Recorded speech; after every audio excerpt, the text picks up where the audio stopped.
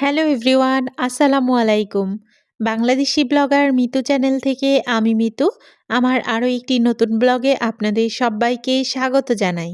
যে যেখান থেকে আমার আজকের ভিডিওটি দেখছেন, আশা করি আল্লাহর রহমতে সবাই ভালো আছেন, সুস্থ আছেন। আলহামদুলিল্লাহ, আল্লাহর অশেষ রহমতে আমরাও ভালো আছি, সুস্থ আছি। আপনাদের সবার সুস্থতা কামনায় আজকের ব্লগটি শুরু করছি। আর এই তো ভিডিওর শুরুতেই এখন আমি একটা পার্সেল খুলবো। দারাজ থেকে অর্ডার করা হয়েছিল, আজকে সকালেই হাতে পেয়েছি।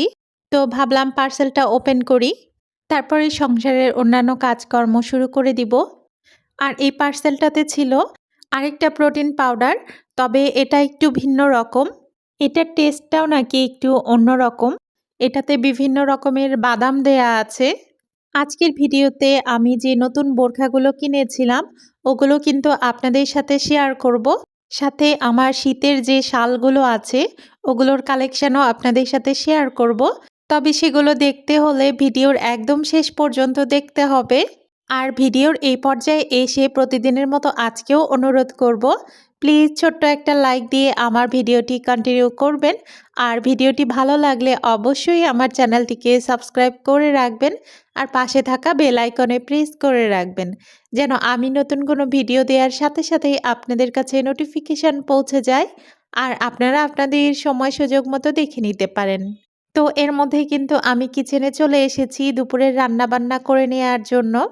আজকে একটু পটল ভাজা করব। পটল ভাজাটা আমার কাছে খুব ভালো লাগে। পটল আমি যেভাবেই রান্না করি না কেন, পটল আমার কাছে খুবই প্রিয় একটা সবজি। সব রকম মশলা পটলের সাথে মাখিয়ে নিচ্ছি, এরপরে কিন্তু পটলটা ভাজি করে নিব। এর মধ্যেই কিন্তু চুলায় পটল ভাজিটা বসিয়ে দিয়েছি। আর আয়নের বাবা আমার জন্য প্রোটিন পাউডার গুলে নিয়ে এসে দিয়ে গেছে। আমি খাচ্ছি আর কাজ করছি। পটল ভাজাটা হয়ে যাওয়ার পরে তারপর আমি হাঁসের মাংস রান্না বসিয়ে দিয়েছি। গতকাল আয়নের বাবা একটা হাঁস নিয়ে এসেছিল। হাঁসটা কিন্তু আমি কালকেই কেটে বেছে পরিষ্কার করে রেখেছি। ওই ভিডিওটা করা হয়নি, তাই আর আপনাদের সাথে শেয়ারও করা হয়নি। শীতে হাঁসের মাংসটা আয়নের বাবা খুবই পছন্দ করে, তাই প্রায় কিন্তু হাঁস নিয়ে আসে।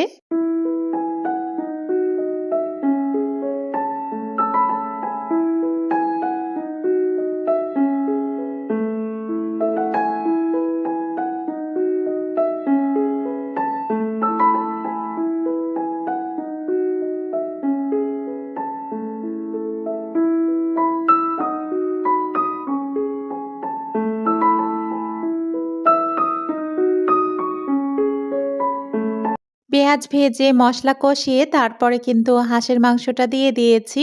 এরপর ভালোভাবে কষিয়ে নিব। আর আমার বাবার বাড়ি যাওয়ার সময় চলে এসেছে। আর মাত্র ২টা দিন হাতে আছে। তো আজকে আমি মোটামুটি কাপড়-চোপড় গোছাগাছি করে রাখবো। কারণ কিছু কেনাকাটা আছে, এই ২ দিনে ওই কেনাকাটাগুলো শেষ করব। তাই আগে থেকেই ব্যাগ গুছিয়ে রাখছি। এই যে ব্যাগ গোছানোর ঝামেলাটার জন্য আমার কিন্তু কোথাও যেতে ইচ্ছে করে না। আসার পরে আবার কাপড় ধুয়ে সব কাপড় গুছিয়ে রাখতে হয়। ঘুরে বেড়াতে তো ভালোই লাগে, তবে এই ব্যাগ গোছানোর ঝামেলাটা একদমই ভালো লাগে না। আর এই তো আলমারি থেকে আয়নের বাবার কাপড়গুলো বের করে নিচ্ছি। শীতে কোথাও বেড়াতে গেলে কাপড়-চোপড়ের পরিমাণ এত বেশি হয় যে ব্যাগে জায়গাই হয় না। আর আমরা যেহেতু বেশ অনেকদিন থাকবো বাবার বাসায়, সেজন্য কাপড় তো আরও বেশি হবে। প্রথমে আয়ন আর আয়নের বাবার কাপড়গুলো গুছিয়ে নিব, এরপরে কিন্তু আমার কাপড়গুলো গোছাবো।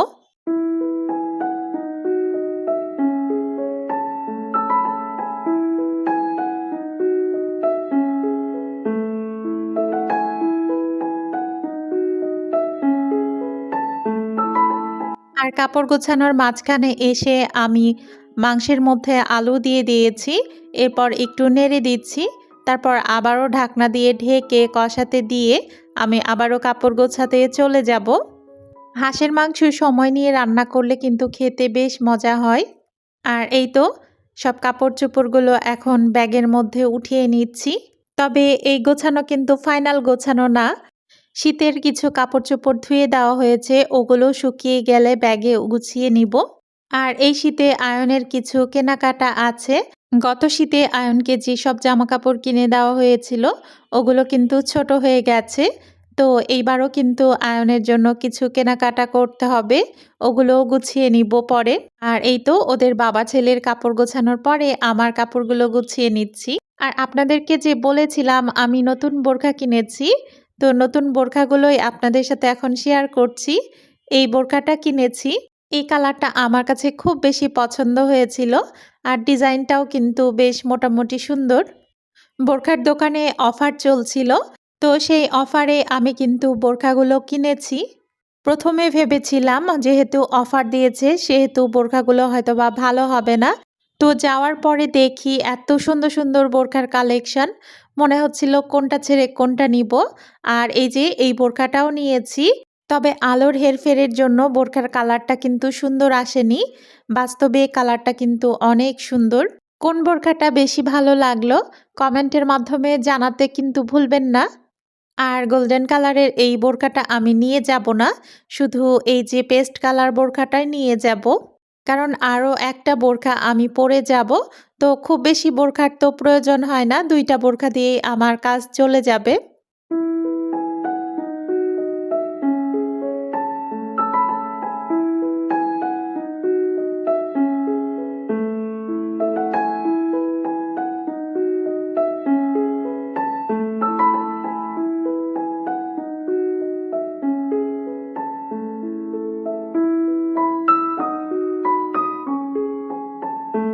আর এখন আমার শীতের যে শালগুলো আছে সেগুলোই কিন্তু আপনাদের সাথে শেয়ার করব। এই যে কালো শালটা দেখছেন এটার বয়স কিন্তু অনেক, আমার বিয়ের পরেই কিনেছিলাম।